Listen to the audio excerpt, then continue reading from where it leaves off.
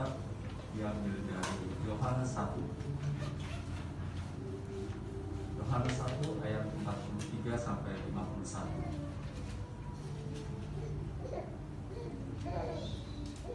Pada keesokan harinya, Yesus memutuskan untuk pergi ke Galilea. Ia bertemu dengan Filipus dan berkata kepadanya, "Ikutlah aku." Filipus itu berasal dari Betsaida, kota Andreas dan Petrus.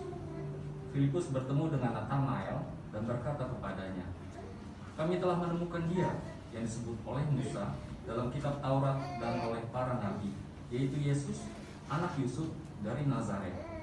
Kata Nathanael kepadanya, "Mungkinkah sesuatu yang baik datang dari Nazaret?" Kata Filipus kepadanya, "Mari dan lihatlah." Yesus melihat Nathanael datang kepadanya, lalu berkata tentang dia, "Lihat, inilah seorang Israel sejati, tidak ada palsuan di dalamnya." Kata Nathanael kepadanya, "Bagaimana engkau mengenal aku?" Jawab Yesus kepadanya, "Sebelum Filipus memanggil engkau, aku telah melihat engkau di bawah pohon ara." Kata Nathanael kepadanya, "Rabi, engkau anak Allah, engkau raja orang Israel."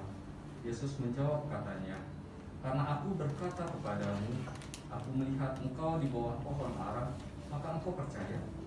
Engkau akan melihat hal-hal yang lebih besar daripada itu." Lalu kata Yesus kepadanya, "Aku berkata kepadamu, sesungguhnya engkau akan melihat langit terbuka dan malaikat-malaikat Allah turun naik kepada anak manusia." Sedemikian jauh bacaan firman Tuhan. Berbahagialah kita yang mendengarkan firman Tuhan dan melakukan firman ini dalam kehidupan sehari-hari. Terpujilah Kristus. Haleluya.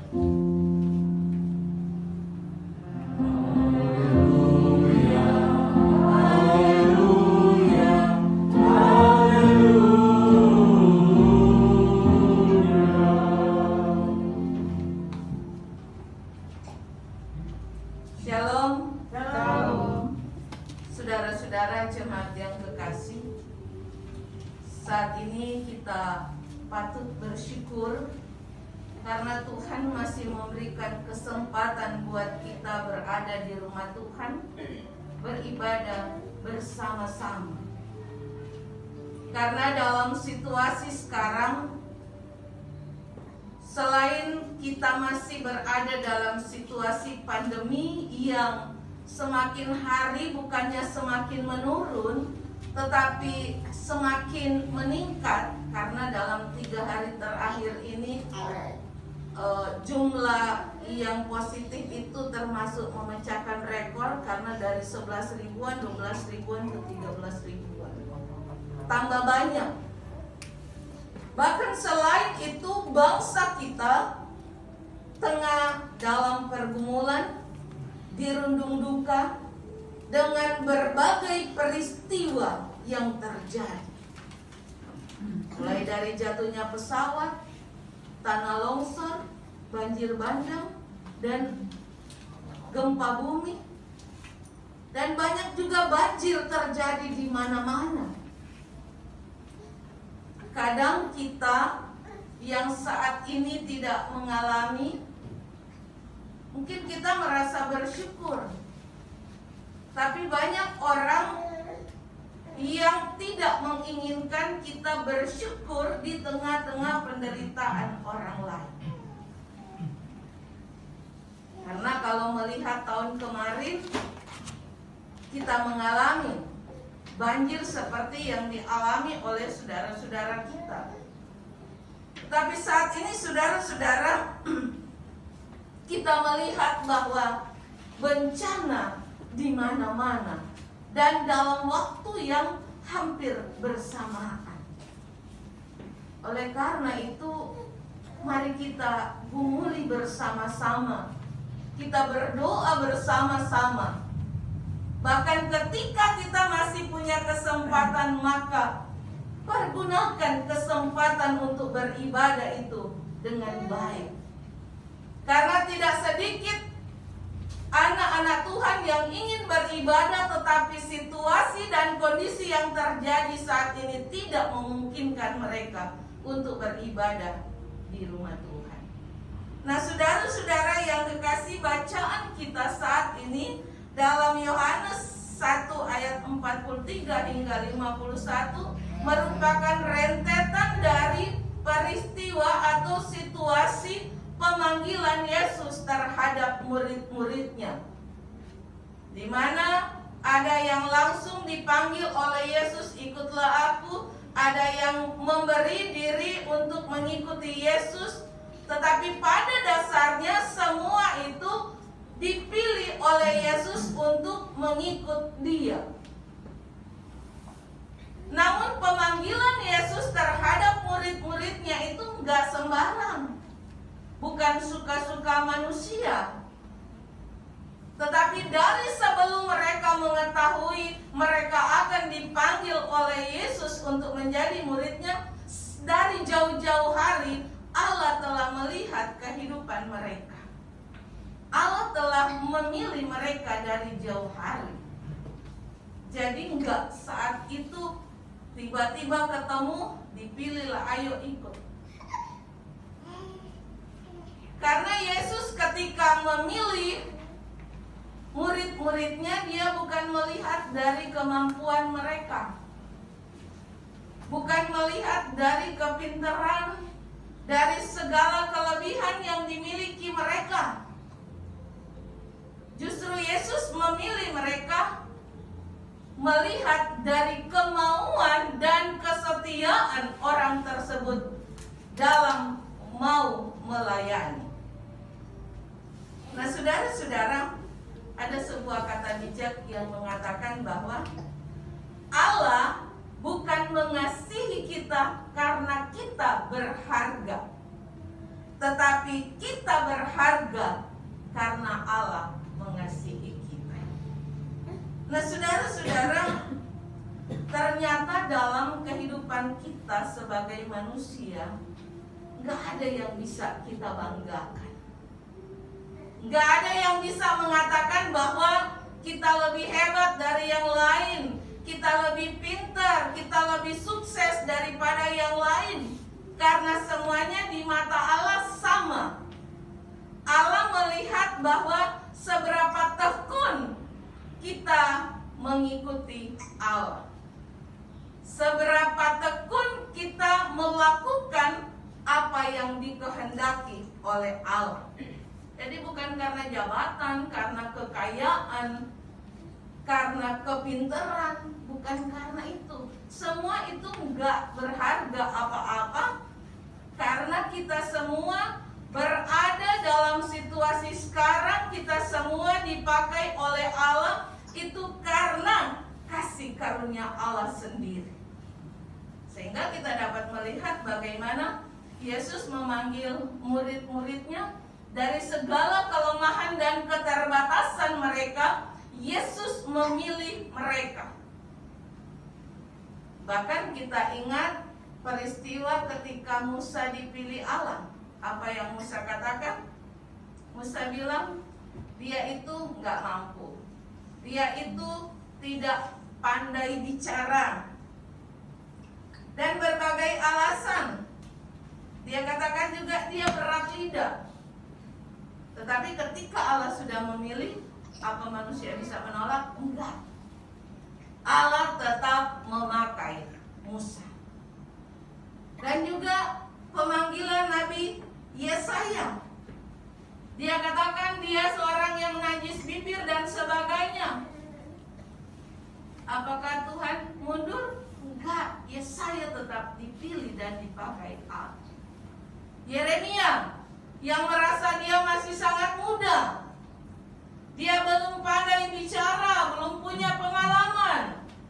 Alasan-alasan yang dibuat supaya mereka tidak dipilih Allah. Apakah Allah mundur? Enggak. Allah tetap memakai mereka. Kedaulatan Allah dinyatakan karena ketika Allah telah memilih, bukan sekedar memilih.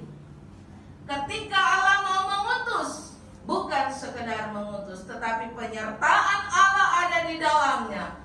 Kemampuan akan Allah berikan, asalkan ketika Allah sudah memilih, ada kemauan dari hati yang tulus. Nah, saudara-saudara, apa konsekuensi dari ketika Allah memilih, kemudian kita lari dari panggilan tersebut? Firman Allah mengatakan, bagaimana Yunus yang dipanggil oleh Allah, disuruh oleh Allah menjalankan tugas pelayanannya. Apa yang terjadi ketika dia lari dari panggilan Tuhan? Dia dibuang ke laut, dia ditelan oleh ikan. Salah satu contoh konsekuensi dari orang yang melarikan diri dari panggilan Tuhan. Nah, saudara-saudara yang kekasih, ketika Yesus memanggil murid-muridnya, yang menjadi bacaan kita saat ini penonjolannya terhadap Filipus dan Natanael. Yang lebih ditonjolkan lagi adalah Natanael. Dia adalah seorang pemuda yang pintar, kritis.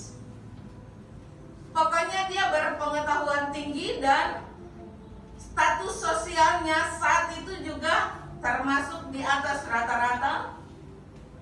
Dan banyak kelebihan secara manusia yang dipunyai Natanael. Dia adalah seorang pemuda. Begitu kritis dia, situasi dia adalah ketika orang mengatakan sesuatu, kalau tidak sesuai, tidak sepaham dengan dia, pasti dengan kritisnya dia akan mengkritik. Itu pribadi Natanael. Sehingga ketika Filipus datang, Filipus mengadakan pendekatan kepada Natanael untuk menjadi pengikut Yesus. Natanael ini adalah seorang yang pintar, sehingga dia menguasai hukum Taurat. Walaupun dia sudah pintar menguasai hukum Taurat, dia terus belajar dan belajar tentang hukum Taurat. Nah, Filipus masuk kepada Natanael dengan dari segi hukum Taurat, tapi ternyata itu tidak berhasil. Dia tetap gak percaya bahwa Yesus itu adalah Mesias. Apalagi ketika dikatakan Yesus itu datang dari Nazaret, lahir dari seorang wanita bernama Maria dan ayahnya yang bernama Yusuf.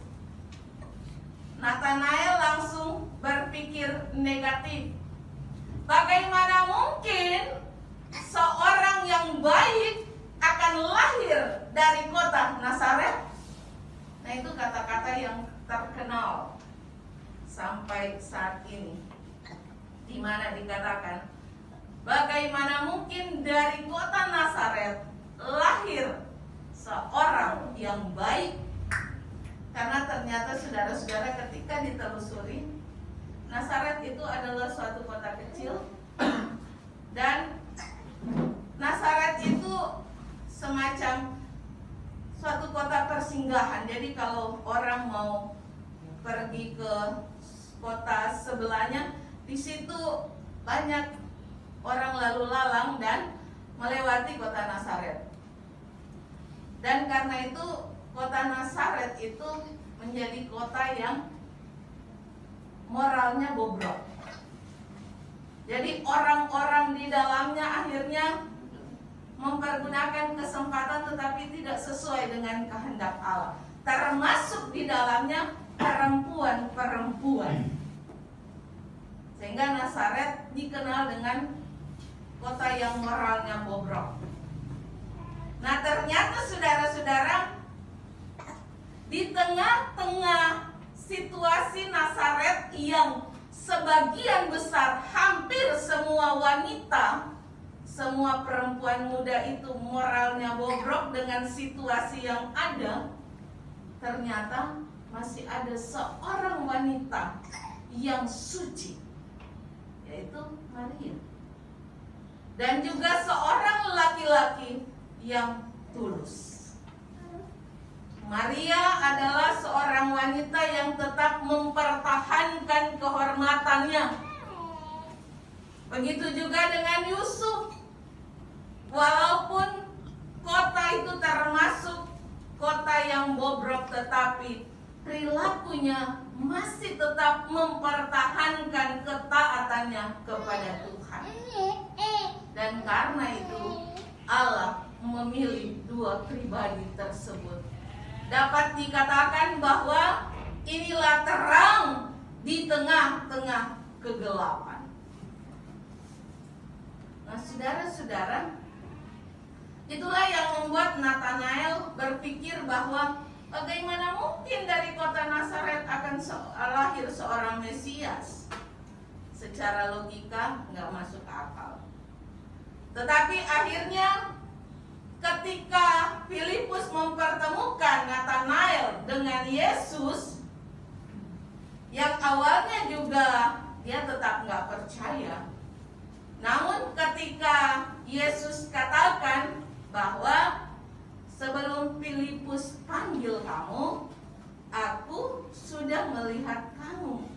Apalagi aku melihat kamu duduk di bawah pohon ara.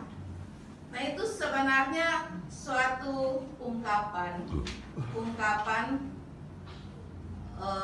bahwa bukan kenyataan dia duduk di pohon ara. Itu ada artinya, di mana yang Yesus ungkapkan itu bahwa Nathanael ini adalah seorang pemuda yang sedang menelusuri, belajar tentang hukum Taurat. Nah, di situ Nathanael tergerak, kok dia tahu ya? Maksudnya sementara baru ketemu dan Yesus tahu apa yang dilakukan Nathanael. Akhirnya dia langsung tergerak dan dia langsung mengatakan bahwa engkau adalah Mesias. Jadi nggak usah dijelaskan lagi, dia langsung percaya dengan Yesus adalah Mesias karena ungkapan-ungkapan Yesus. Yesus juga memuji Nathanael, walaupun sebenarnya dia meremehkan Yesus, menghina Yesus di depan Filipus, tetapi Yesus katakan bahwa engkau adalah seorang yang tulus karena dari orang Yahudi. Karena dia berkata apa adanya, dia jujur. Tetapi ketika dia menyadari dengan ketulusan dan kejujuran pula, dia katakan bahwa engkau adalah Mesias. Nah, saudara-saudara, di sini Yesus memilih murid-murid yang unik. Tetapi murid-murid yang mau memberi diri dengan ketulusan untuk melayani Tuhan. Murid-murid yang mau melayani dengan ketaatan. Jadi bukan asal pilih juga. Yesus memilih dari berbagai kalangan, tetapi dengan kelemahan dan keterbatasan yang beragam, namun di dalamnya Yesus memampukan mereka karena ketaatan mereka dan ketulusan mereka yang mau melayani dan mengikuti Yesus. Nah, saudara-saudara, dalam kehidupan kita juga sekarang masih seperti itu. Ketika kita dipanggil dan dipilih untuk menjadi pelayan Tuhan, bukan melihat dari kemampuan-kemampuan yang kita miliki, bukan melihat dari kelebihan-kelebihan yang kita miliki. Memang saat ini menjadi pelayan dipilih lewat jemaat-jemaat, tetapi semua itu dipakai oleh Tuhan agar supaya terpilihlah pelayan-pelayan yang mau melayani, pelayan-pelayan yang penuh ketaatan. Tetapi kadang dalam perjalanan, pelayan-pelayan tersebut akhirnya mulai menarik diri. Itu bukan karena kehendak Tuhan, itu karena manusia itu sendiri yang tidak mempertanggungjawabkan setiap tugas tanggung jawab yang Tuhan percayakan kepadanya. Tapi saudara-saudara, kita harus ingat konsekuensi apa yang akan kita terima ketika kita menjauhkan diri dari tugas tanggung jawab pelayanan yang Tuhan percayakan kepada kita. Banyak contoh dalam Alkitab apa yang akan dialami, apa yang akan terjadi dalam kehidupan orang-orang yang sudah dipilih dan diutus oleh Tuhan dan menjauhkan diri dari tugas dan tanggung jawabnya. Nah, jemaat yang kekasih di dalam Tuhan, kita tahu bahwa akhirnya Nathanael menjadi orang yang benar-benar melakukan tugas pelayanannya dengan baik. Menyadari bahwa dia sudah dipilih, dia sudah dipanggil oleh Yesus untuk menjadi pengikutnya, untuk menjadi muridnya, dan dia menyadari bahwa hal itu harus dia pertanggungjawabkan lewat tindakan pelayanannya. Dan itu yang harus kita kerjakan dalam kehidupan manusia. Bukan hanya majelis jemaat yang dipilih yang harus menjalankan tanggung jawab sebagai murid Tuhan, tetapi seluruh jemaat yang sudah mengaku Yesus adalah Tuhan dan Juru Selamat, kita punya tugas tanggung jawab masing-masing di dalam memberitakan Injil firman Tuhan. Tetapi bagaimana kita mau memberitakan Injil sementara diri kita sendiri aja belum mampu untuk kita jadikan sebagai contoh dan teladan buat keluarga kita, buat persekutuan kita, buat orang-orang di sekitar kita. Dari lingkup kecil dulu. Ketika kita dipilih, maka kita harus menjalankan tanggung jawab itu dengan baik, tetapi diawali dengan diri kita, keluarga kita, persekutuan kita, dan orang-orang di sekitar kita.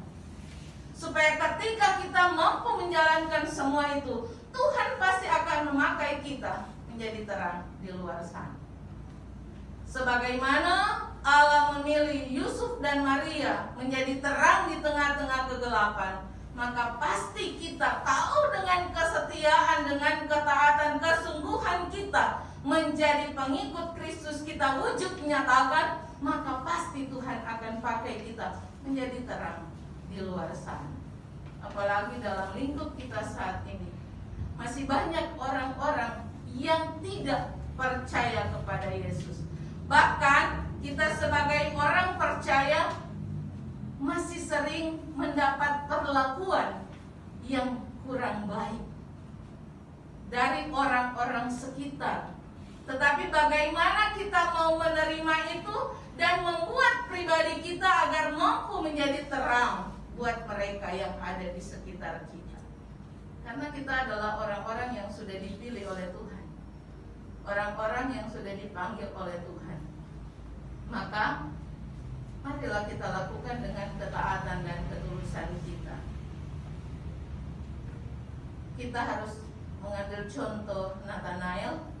Walaupun pertama dia menolak dan tidak percaya, tetapi ketika dia menyadari bahwa Yesus adalah Mesias yang memanggil dia, maka akhirnya dia menjalankan tanggung jawab itu dengan sungguh-sungguh. Nah, kalau menjalankan tanggung jawab dengan sungguh-sungguh, apa yang akan mengikuti kita? Berkat Tuhan akan mengikuti kita. Itu juga kita lakukan tugas tanggung jawab yang Tuhan percayakan dengan sungguh-sungguh, agar supaya berkat mengikuti kita. Sebagaimana kita lihat dalam Mazmur dikatakan bahwa kalau kita menjalankan tanggung jawab itu dengan sungguh-sungguh, dalam keadaan tidur pun kita akan dianugerahi berkat oleh Tuhan. Tidak usah kita kejar-kejar berkat itu. Kalau kita taat dan sungguh-sungguh mau melayani Tuhan, berkat itu akan datang dengan sendirinya. Sehingga pemazmur bilang, dalam keadaan tidur pun kita akan dianugerahi berkat oleh Tuhan. Dan karena itu saudara-saudara, belum terlambat buat kita. Mari kita menyadari akan setiap tugas tanggung jawab. Ini masih awal-awal tahun, tetapi di awal tahun kita juga sudah diingatkan dengan bencana yang ada. maka mari kita menyadari betul bahwa kedatangan Tuhan yang kedua kali sudah semakin dekat dan semakin sering diperlihatkan kepada kita. Karena itu firman Tuhan mengatakan, bertobatlah karena kerajaan surga sudah dekat. Amin.